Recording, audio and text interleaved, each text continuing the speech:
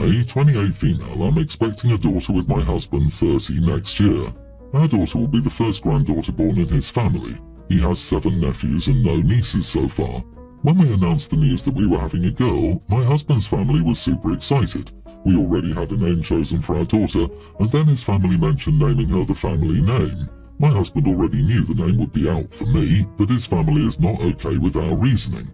For context, I'm an affair baby and I was unfortunately raised in an environment where that was all I was allowed to be for the first 18 years of my life.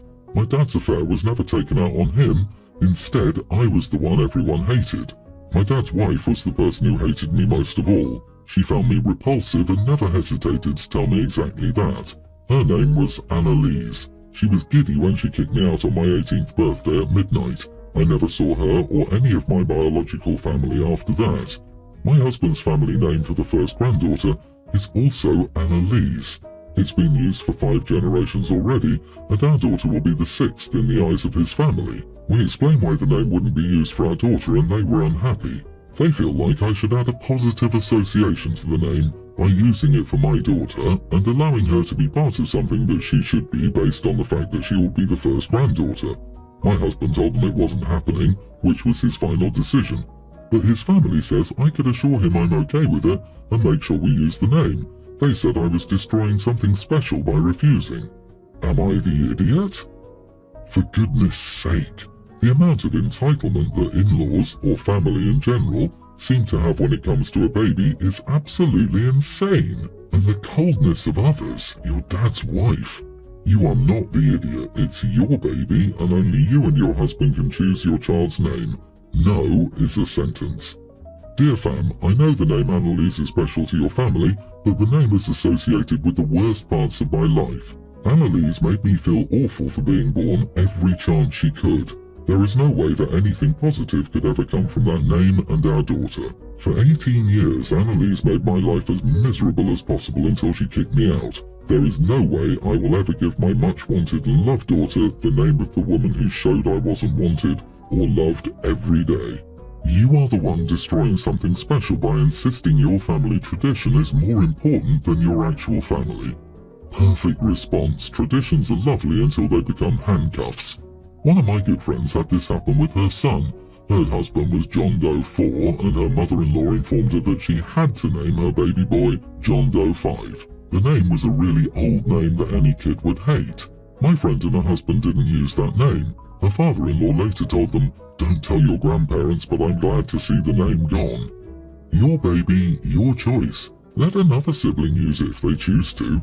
I always find it insanely entitled when a wife or her children take her husband's last name, which is the vast majority of cases, and then his family dares to pressure their daughter-in-law to give her child first or middle names for some family tradition. Like you already passed on your last name, how greedy are you? Take the win and shut up. OP, congrats on the baby. I'm sure you'll choose a great name. They can name the second granddaughter that name, and the world will keep spinning. I, 24 female, own a home inherited from my grandmother. It's a 3-bedroom, 2-bathroom, and figured I could rent the extra bedroom I don't use for cash on the side. I spoke to a few applicants and I really liked Kate, 25 female. She seemed like a good personality fit. I asked during the meet and greet if she needed any special accommodations I need to be aware of and she said no.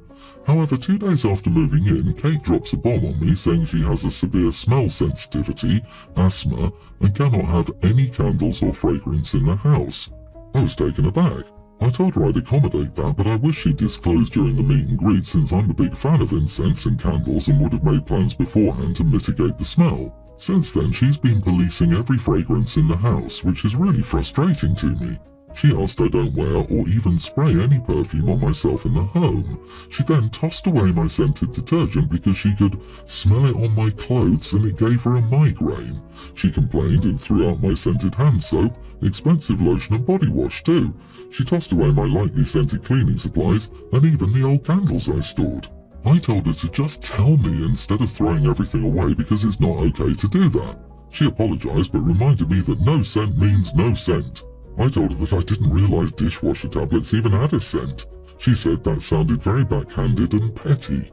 Yesterday I was baking some cinnamon rolls in the oven, and she came down yelling, saying that she couldn't handle the smell, and asked I refrain from cooking anything like this again. She gave me a long list of other foods I'm banned from making. I finally had enough and said she was acting like a lunatic.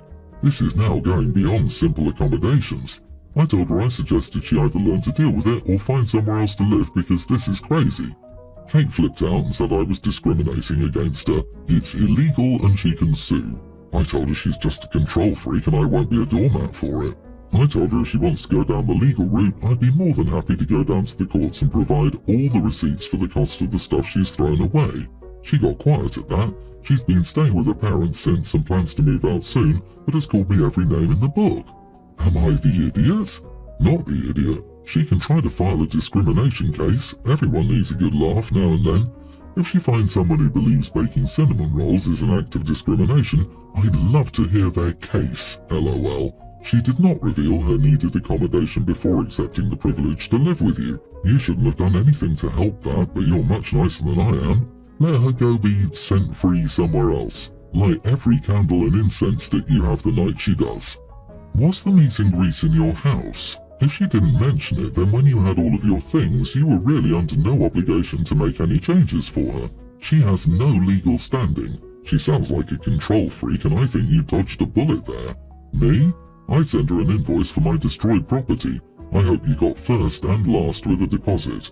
And the upside is you know better for next time. Now get some yummy new candles, incense, wax melts, lotions and soaps, and get your space back how you like it.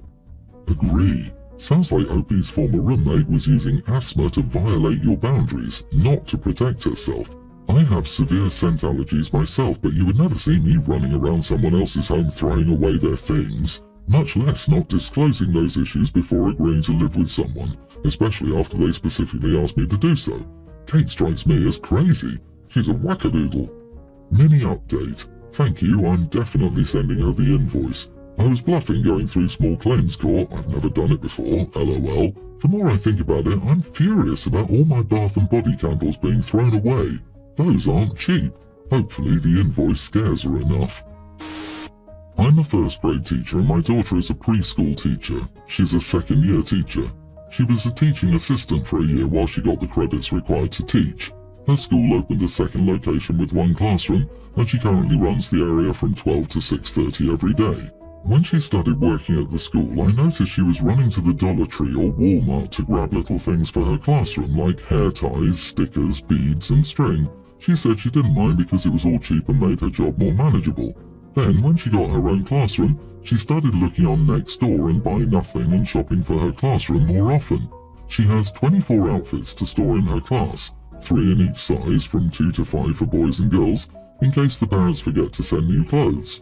She has a box of pull-ups in case a kid has an accident and doesn't have a spare pair of underwear.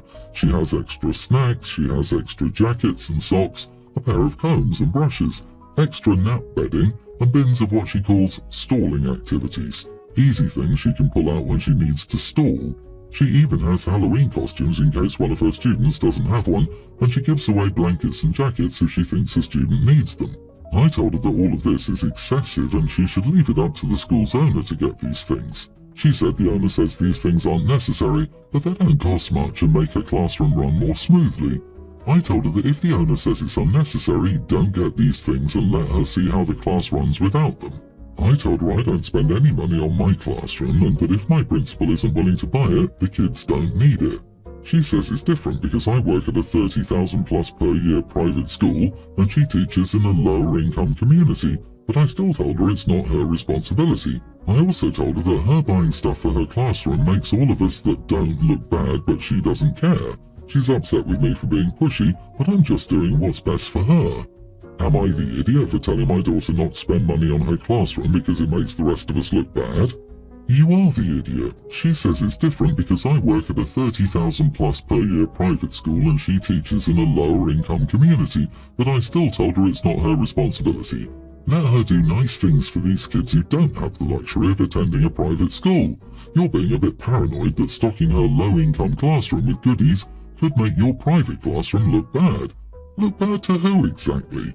Are your private school kids taking field trips to your daughter's school? Exactly. I thought they were working at the same school, but they're not. So how does what the daughter do make her look bad? The only judgment OP's feeling right now is her own self-judgment. She's realised that she's a worse, less caring person than her daughter, and it's easier for her to try to hide the evidence by convincing her daughter to be less charitable than for her to make herself the kind of person she wishes she was. Imagine being more worried about how someone else doing an act of kindness that has nothing to do with you makes you look than about whether kids have a jacket. Imagine being so self-absorbed that instead of being proud of your daughter for genuinely caring for the well-being of children, you are annoyed that people might think less of you, when literally no one is making that comparison but you. Now imagine being the only person in these kids' lives who cares if they have an accident at school, only to have your mother tell you that you're trying to upstage her. Opie needs to get over themselves, and maybe she shouldn't be teaching. Your daughter doesn't make you look bad, but your lack of care for these children having necessities sure does. Yes, lady, you are the idiot. I'm a single mom, female 42 of 4. Arden, young female teen. Bryony, a female tween. Robin, a male tween. And Kaya, a female pre-tween. All of us except Robin are deaf, with ASL as our first language. Arden and Bryony's dad, 46, left when the girls were toddlers, and I met Kaya's dad, Alex, 43, shortly after. He'd just come into custody of his nephew, Robin. Robin's bio-mom, Layla, 47, gave Robin up to focus on recovering from her long-term addiction. Robin is fully aware of who his bio-mom is, but considers Alex his dad and has called me his mom since the age of 2 or 3-ish. Layla has told me in the past how grateful she is for me filling that role and that she feels more like Robin's aunt than his mom. All this to say, when Alex was diagnosed with cancer 2 years ago, it was pretty clear to us that I would continue to raise Robin as my son after Alex's death. Alex passed away in June, and ever since his mom, my mother-in-law, has been causing problems. While she's never been outwardly hostile towards me and my children, she often complains about our use of ASL. Most of the family learned at least some basics to support communication, but mother-in-law insisted she was too old and couldn't do it, and has made some comments in the past about my inability as a mother due to my deafness. My older girls are practically non-existent to her, and she often forgets that Kaya is her grandchild too, and focuses solely on Robin. Mother-in-law spent most of the funeral telling people that I was unfit, and trying to steal Robin away from his real family. It was hurtful to say the least, and made me uncomfortable welcoming mother-in-law into my home after that. But I convinced myself that it was for the benefit of the kids. They'd just lost their dad. I didn't want to take away a grandparent too. Last Saturday, Robin came back from an outing with mother-in-law looking miserable. He wouldn't talk to anybody about what had happened and spent the rest of the weekend shut away in his room. I tried to ask mother-in-law what was happening, but she didn't answer my messages. Finally, Robin broke down in tears, asking me if Grandma was going to take him away. It turns out that mother-in-law has repeatedly told Robin that she'll take him away from us, even telling him she'll call CPS on me to remove the kids. On Saturday, mother-in-law had gone even further, saying she could drive away with him and he'd never have to see us again. I immediately sent mother-in-law a message informing her that she was no longer welcome in my home or near any of the kids. I let Layla know what was going on and that she was still welcome to visit, have Robin stay if mother-in-law was nowhere nearby. My phone has been blowing up since with people asking me to reconsider. I haven't said anything about what happened, so I can only assume mother-in-law is spreading false information.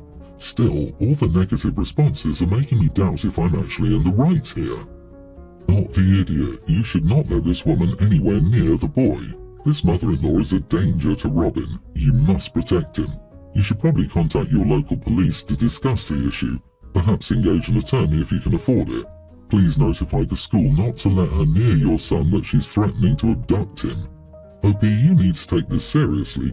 Contact the police, school, friends, everyone who has contact with Robin. Everyone must be aware of what is going on. She is scarring your child. She and Robin being alone would never be permitted again. If Robin wants to visit her and if mother-in-law is paying, you might also possibly meet in the office of a family counsellor. Honestly, I call CPS myself, especially after that drive-away stuff. That's not something you can mess around with. Granny has gone round the bend and could run off with your son at a moment's notice now. It has to be something you, as a responsible parent, prevent. If you have to do that by going no contact, do it. Your mother-in-law is most likely a narcissist and the people agreeing with her are sometimes called flying monkeys. Block her and anyone who agrees with her. Being deaf is not a reason to remove your children. I'm planning a family Thanksgiving vacation and a really good deal came up to go to the Cook Islands. I emailed my son, 20, Ollie, on Friday and called Sunday to see if he wanted to go. He's in college and I'm not wasting money on a ticket if he didn't want to go. I needed to know by today because I must get visas for my younger sons, teen, tween and pre-tween. Well, he didn't pick up his phone, so I bought the package.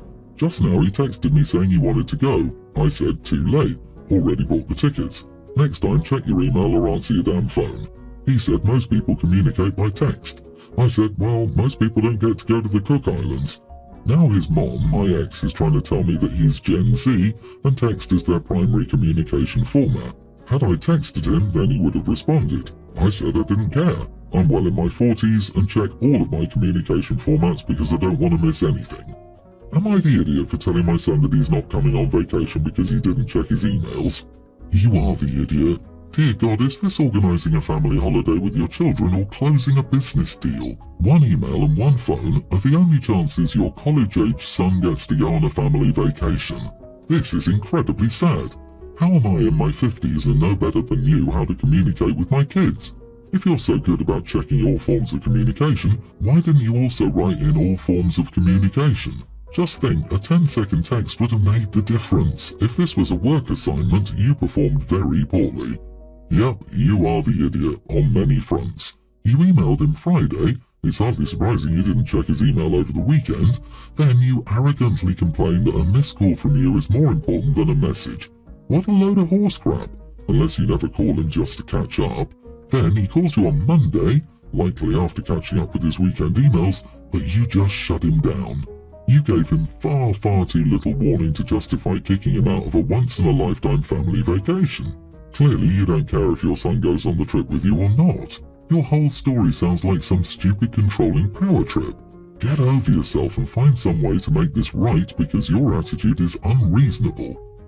Not the idiot. You sent him an email about an awesome vacation and he chose not to reply. You called and he didn't answer, so he doesn't feel the need to commit to you unless he wants to. And to all the idiots saying that he shouldn't check his email on the weekends, they can screw right off as he's an adult and should crawl out of bed, click on his phone and read an email. If your son doesn't acknowledge you until his convenience, that is on him.